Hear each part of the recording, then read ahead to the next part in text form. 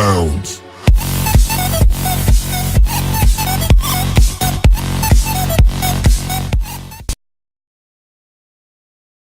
Hola, bienvenidos sean todos.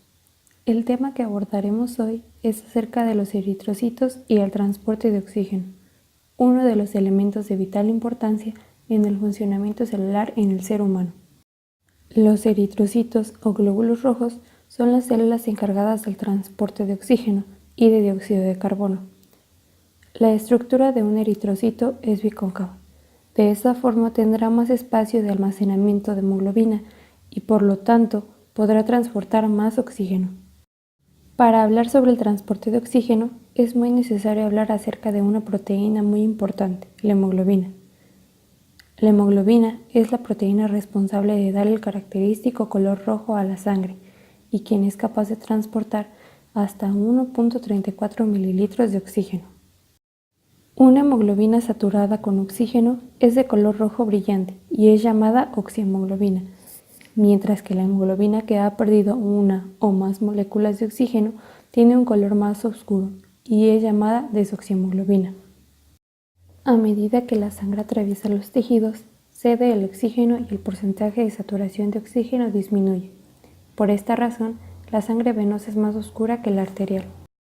Cuando la cantidad de desoxihemoglobina aumenta demasiado, la piel y las membranas mucosas adoptan una coloración azulada. Este cambio de coloración es conocido como cianosis. Su estructura cuenta con 4 subunidades: globina alfa, beta, delta, gamma y un grupo M, el cual contiene hierro ferroso. Cerca de las 12 semanas de gestación inicia la producción de la hemoglobina embrionaria, Grower 1, Grower 2 y Portland. La hemoglobina fetal constituye la mayor parte de la producción de hemoglobina en el feto hasta las 36 semanas de gestación.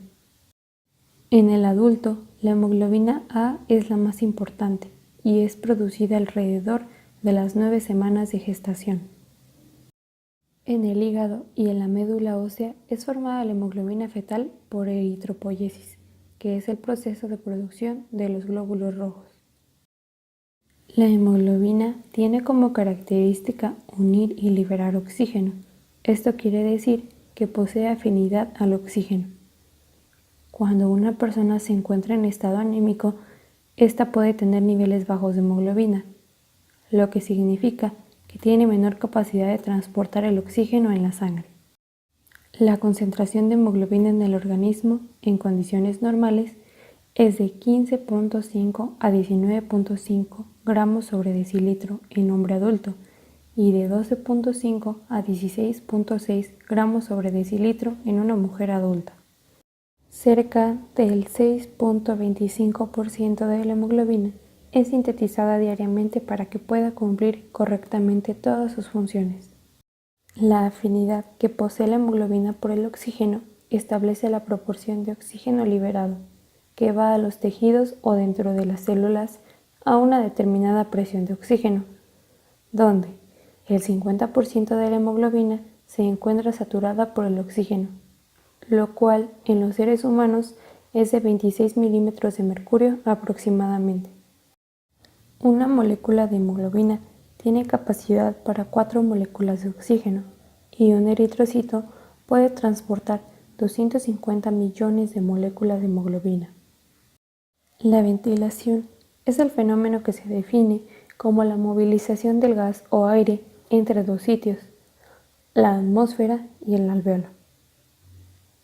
La fase inspiratoria es la movilización del gas desde la atmósfera hacia los alvéolos, mientras que la fase expiratoria comienza cuando termina la fase inspiratoria, gracias al retroceso elástico del pulmón. La saturación de oxígeno en la hemoglobina disminuye cuando la presión del oxígeno se reduce, el pH disminuye y la temperatura aumenta. El oxígeno se desplaza desde los alvéolos hacia la sangre capilar y pulmonar por difusión, porque la presión parcial de oxígeno en el aire alveolar es mayor que la de la sangre pulmonar.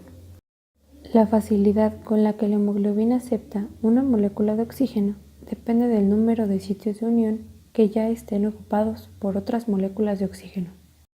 Existe una cooperación entre los sitios de unión, de modo que la ocupación de uno de los 4 sitios facilita la unión de una segunda molécula de oxígeno, y así sucesivamente.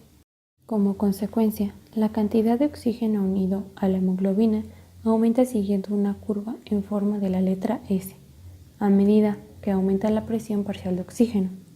Esto se conoce como curva de disociación de la oxihemoglobina o del oxígeno.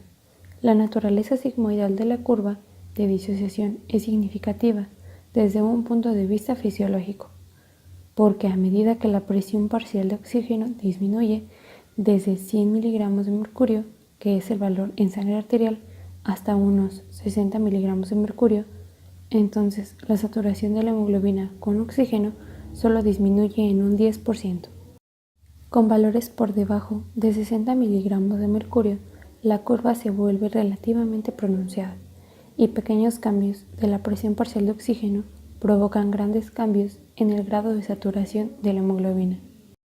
Es de suma importancia que el estudiante de medicina conozca sobre el transporte de oxígeno mediante eritrocitos.